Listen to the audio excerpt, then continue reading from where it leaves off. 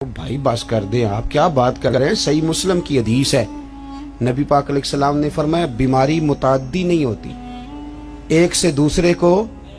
ایک شخص نے عرض کیا تھا یا رسول اللہ یہ میرے اونٹ کو خارش پڑ گئی ہے اس اونٹ کی وجہ سے، اس کو خارش تھی، یہ اس کے پاس گیا تو اسے بھی پڑ گئی۔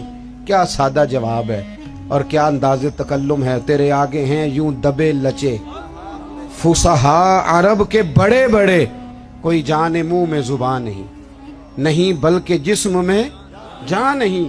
کہا جناب میرے اونٹ کو اس اونٹ سے خارش پڑ گئی، تو ایک جملہ کہا نبی کریم نے۔ حضور فرمانے لگے تیرے اونٹ کو تو اس اونٹ سے پڑی ہے، تو یہ بتا اس اونٹ کو کہاں سے پڑی تھی، اس کو کہاں سے پڑی تھی؟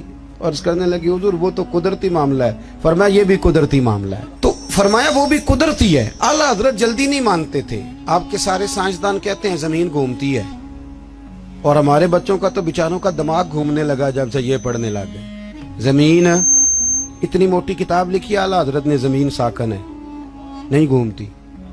پریشان ہو گئے آپ؟ میرے پاس ہے، لینی ہوئی تو لے لینا، اتنی موٹی کتاب ہے، اور 300 کے قریب دلائل دیے کہ زمین ساکن ہے۔ اعلیٰ حضرت فرماتے ہیں جب نبی پاک علیہ السلام نے فرما دیا کہ جب رب نے زمین کو پیدا کیا تو کانپنے لگی، تو رب کریم نے اس میں پہاڑ میخیں بنا کے قلعے بنا کے لگا دیے تو یہ ٹھہر گئی۔ فرماتے ہیں جب میرے نبی کی زبان سے نکل گیا ٹھہر گئی، تو سارے سائنسدان بھی کہیں تو ہم ماننے کو تیار نہیں، ہم کیسے مان جائیں؟ حضور نے کہہ دیا ٹھہر گئی تو لہذا ٹھہر گئی، اور اعلیٰ حضرت نے اس پر 300 کے قریب دلائل دی۔ ہمارا تو اصل مسئلہ یہ ہے کہ ہم پڑھتے ہی نہیں، اور پھر کچھ لوگ بڑی محبت سے کہتے ہیں جو اب تو سائنس بھی یہ بات مان گئی۔ تو میں نے کہا سائنس نہ بھی مانے تو ہماری تو کوئی مجبوری نہیں، سائنس نہ مانے سائنس ہماری تو مجبوری اللہ رسول ہے، سائنس ہماری مجبوری۔ سمجھ آ رہی ہے بات کی؟ اسی طرح اعلیٰ حضرت کے زمانے میں نا کسی نے کہا تھا کہ کشش ثقل ہے، زمین چیزوں کو کھینچتی ہے۔ دلیل کیا دی؟ کہنے لگا جی وہ سیب گرتا ہے تو زمین پہ، امرود گرتا ہے تو انار گرتا ہے تو زمین کھینچ لیتی ہے۔ اعلیٰ حضرت فرمانے لگے کوئی سارے پاگل تو نہیں نا سامنے بیٹھے ہوئے کہ سائنسدان جو کہیں گے ہم مان جائیں گے۔ فرمانے لگے آدھا کلو کا سیب کھینچ لیا، انار کھینچ لیا، امرود کھینچ لیا، غبارے میں 1.5 چھٹانک ہوا بھر دو تو وہ زمین سے کھینچا نہیں جاتا۔ یہ عجیب فلسفہ ہے تمہارا بھائی کہ زمین اپنی طرف، بیالوجی والے تھک گئے کل یہ بیان کر کے، ہیں جی فزکس والے بیچارے تھک گئے رٹے لگا کے۔ تو اعلیٰ حضرت فرمانے لگے تمہارا کسی عقل مند سے پالا نہیں نہ پڑا، او خدا کے بندو اتنا موٹا انار سیب امرود کھینچ لیا تو 1.5 چھٹانک ہوا تھی غبارے میں، وہ نہیں کھینچا گیا۔ تو حضور پھر آپ بتائیں معاملہ کیا ہے؟ تو اعلیٰ حضرت فرمانے لگے معاملہ یہ ہے کہ ہر چیز اپنی اصل کی طرف لوٹ جاتی ہے۔ چونکہ امرود زمین سے پیدا ہوتا ہے تو زمین میں آ جاتا ہے، چونکہ انار زمین سے پیدا ہوتا ہے تو زمین میں آ جاتا ہے۔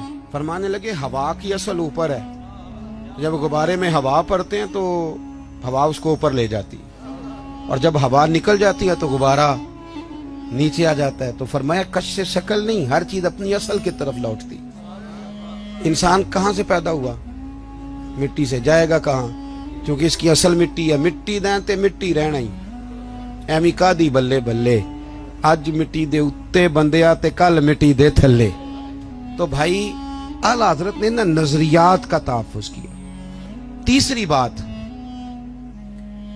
اعلیٰ حضرت فرماتے تھے کہ دین میں خودداری اختیار کرو، عزت نفس، دین کو فار سیل نہ کرو۔ آ گیا میلاد شریف، اب اللہ خیر کرے تلاوتیں بکیں گی، معاذ اللہ نعتیں بکیں گی، تقریروں کے ریٹ طے ہوں گے، اور لینے والے اتنے مجرم نہیں جتنے دینے والے مجرم ہیں۔ ناراض ہو گئے ہو جاؤ، کوئی بات نہیں، ہو جاؤ، پر ناراض ہو کے بعد آ جانا، کیوں ریٹ لگاتے ہو ان چیزوں؟ اعلیٰ حضرت فرماتے ہیں اور پھر میرے سٹیج پہ نا جو سب سے سبحان اللہ کہلوارا ہوتا ہے نا، وہ خود کبھی بھی نہیں کہتا، انہیں دوجیاں تے فرض کیتی ہے، اور پھر کہتے ہیں جس کا ایمان پکا ہے نا وہ ہاتھ کھڑے کر لے۔